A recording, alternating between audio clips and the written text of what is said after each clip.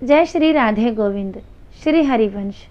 हमारी प्रियाजू हम सब पर अपनी कृपा दृष्टि सदैव बनाए रखे। आज है प्रदोष व्रत और प्रदोष व्रत के दिन आज हम शिव चालीसा का पाठ सुनेंगे अर्थ सहित। तो पहले तो शिव चालीसा का पाठ करने से क्या क्या फ़ायदे होते हैं ये जान लेते हैं। शिव चालीसा का पाठ करने से सुख सौभाग्य में वृद्धि होती है। शिव चालीसा के पाठ को करने से मनुष्य के मन से मृत्यु का भय निकल जाता है।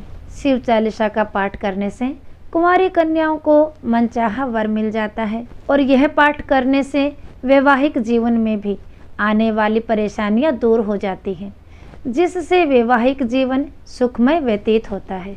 शिव पुराण के अनुसार शिव चालीसा का पाठ करने से समय से पहले और दर्दनाक मृत्यु नहीं होती, जिससे व्यक्ति का जीवन लंबा और सुखद होता है। शिव चालीसा का पाठ करने से निसंतान दंपति को संतान की प्राप्ति होती है और साथ ही शिव चालीसा का नियमित रूप से जप करने से धन की प्राप्ति होती है।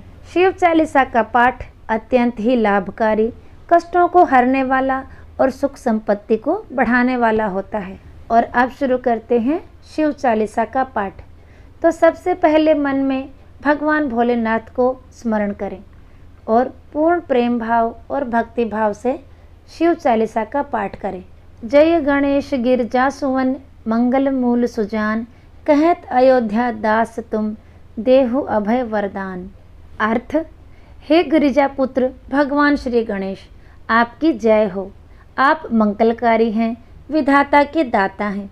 अयोध्या दास की प्रार्थना है प्रभु कि आप ऐसा वरदान दें कि जिससे सारे भय समाप्त हो जाएं। जय गिरिजापति दीन दयाला, सदा करत संतन प्रतिपाला।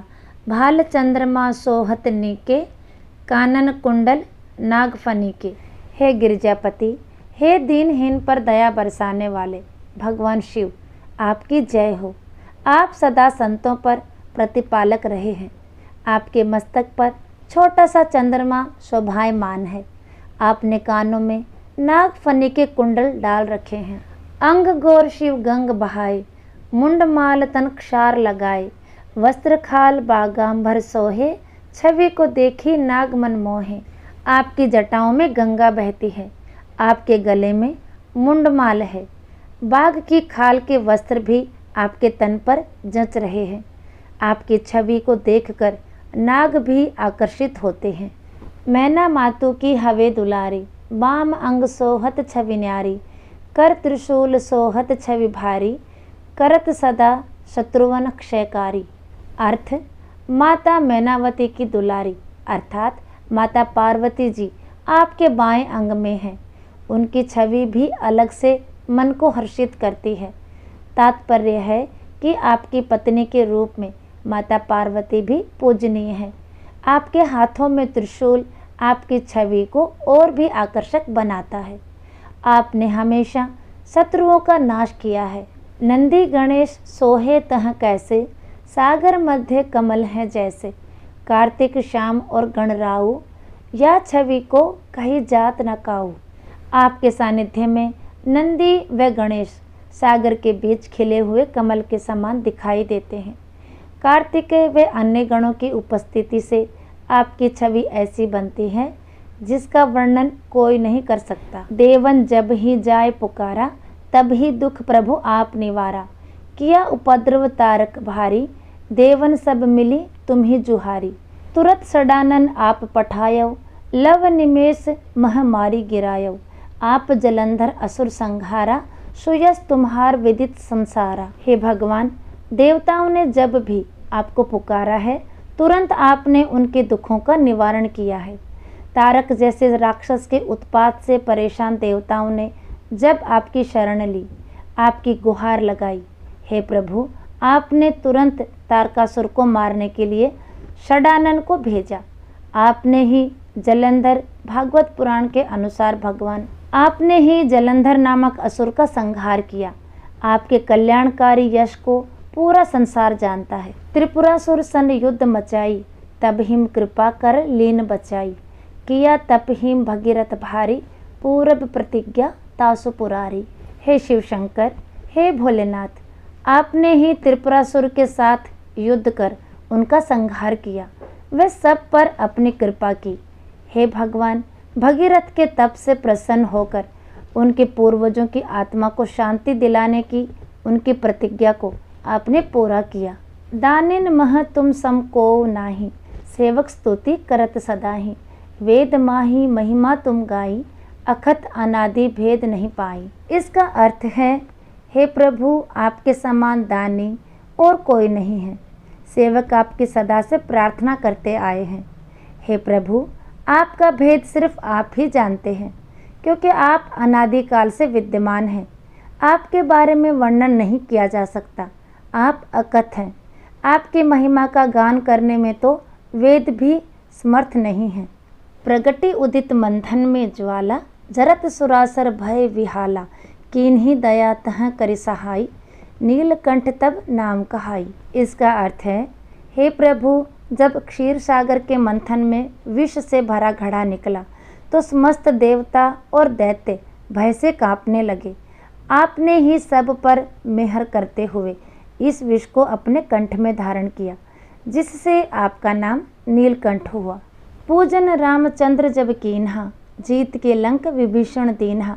सहस कमल में हो रहे धारी, कीन्ह परीक्षा तब हिम पुरारी। एक कमल प्रभु राखेउ जोई, कमल नयन पूजन चह सोई। कठिन भक्ति देखी प्रभु शंकर, भय प्रसन्न दिए इच्छित वर। इसका अर्थ है, हे नीलकंठ, आपकी पूजा करके ही भगवान श्री रामचंद्र लंका को जीतकर उसे विभीषण को सौंपने में कामयाब हुए। इतना ही नहीं, जब श्री राम माँ शक्ति की पूजा कर रहे थे और सेवा में कमल अर्पण कर रहे थे, तो आपके इशारे पर ही देवी ने उनकी परीक्षा लेते हुए एक कमल को छुपा लिया। अपनी पूजा को पूर्ण करने के लिए राजीव नयन भगवान राम ने कमल की जगह अपनी आँख से पूजा संपन्न करने की ठानी। तब आप प्रसन्न हुए और उन्हें इच्छित वर प्रदान किया। जय जय जय अनंत अविनाशी, करत कृपा सबके घटवासी। दुष्ट सकल नित मोहि सतावे, भ्रमत रहो मोहि चैन न आवे। त्राही त्राही मैं नाथ पुकारो, ये ही अवसर मोहे आन उबारो। ले त्रिशूल शत्रु को मारो, संकट ते मोहि आन उबारो। इसका अर्थ है, हे अनंत एवं नष्ट न होने वाले अविनाशी भगवान भोलेनाथ, सब पर कृपा करने वाले, सबके घट में वास करने वाले शिव शंभु, आपकी जय हो। हे प्रभु, काम, क्रोध, मोह, लोभ, अहंकार जैसे तमाम दुष्ट मुझे सता रहे हैं। इन्होंने मुझे भ्रम में डाल दिया है, जिससे मुझे शांति नहीं मिल पाती। हे स्वामी, इस विनाशकारी स्थिति से मुझे उबार लो। यही उचित अवसर, अर्थात जब मैं इस समय आपकी शरण में हूँ, मुझे अपनी भक्ति में लीन कर मुझे मोह माया से मुक्ति दिलाओ, सांसारिक कष्टों से उबारो। अपने त्रिशूल से इन तमाम दुष्टों का नाश कर दो। हे भोलेनाथ, आकर मुझे इन कष्टों से मुक्ति दिलाओ। माता पिता भ्राता सब होई, संकट में पूछत नहीं कोई। स्वामी एक है आस तुम्हारी, आय हर हूँ मम संकट भारी। धन निर्धन को देत सदा ही, जो कोई जांचे सो फल पाही। स्तुति के ही विधि करे तुम्हारी, क्षमहु नाथ अब चूक हमारी। इसका अर्थ है, हे प्रभु, वैसे तो जगत के नातों में माता पिता, भाई बंधु, नाते रिश्तेदार सब होते हैं, लेकिन विपदा पड़ने पर कोई भी साथ नहीं देता। हे स्वामी, बस आपकी ही आस है, आकर मेरे संकटों को हर लो। आपने सदा निर्धन को धन दिया है, जिसने जैसा फल चाहा आपकी भक्ति से वैसा फल प्राप्त किया है। हम आपकी स्तुति, आपकी प्रार्थना किस विधि से करें, अर्थात हम अज्ञानी हैं। हे प्रभु, अगर आपकी पूजा करने में कोई चूक हुई हो तो हे स्वामी, हमें क्षमा कर देना। शंकर हो संकट के नाशन, मंगल कारण विघ्न विनाशन। योगी यति मुनि ध्यान लगावे, शारद नारद शीश नवावे। इसका अर्थ है, हे शिव शंकर, आप तो संकटों का नाश करने वाले हो, भक्तों का कल्याण व बाधाओं को दूर करने वाले हो। योगी यति ऋषि मुनि सभी आपका ध्यान लगाते हैं। शारद नारद सभी आपको शीश नवाते हैं। नमो नमो जय नमः शिवाय, सुर ब्रह्मातिक पार न पाया, जो यह पाठ करे मन लाई, ता पर होत है शंभु सहाय। इसका अर्थ है, हे भोलेनाथ, आपको नमन है जिसका ब्रह्मा आदि देवता भी भेद ना जान सके। हे शिव, आपकी जय हो। जो भी इस पाठ को मन लगाकर करेगा, शिव शंभु उनकी रक्षा करेंगे, आपकी कृपा उन पर बरसेगी। ऋणियों जो कोई हो अधिकारी, पाठ करे सो पावनहारी, पुत्र होन कर इच्छा जोई, निश्चय शिव प्रसाद ते ही होई। पंडित त्रयोदशी को लावे, ध्यान पूर्वक होम करावे, त्रयोदशी व्रत करे हमेशा, ताके तन नहीं रहे कलेशा। इसका अर्थ है, पवित्र मन से इस पाठ को करने से भगवान शिव कर्ज में डूबे हुए को भी समृद्ध बना देते हैं। यदि कोई संतानहीन हो तो उसकी इच्छा को भी भगवान शिव का प्रसाद निश्चित रूप से मिलता है।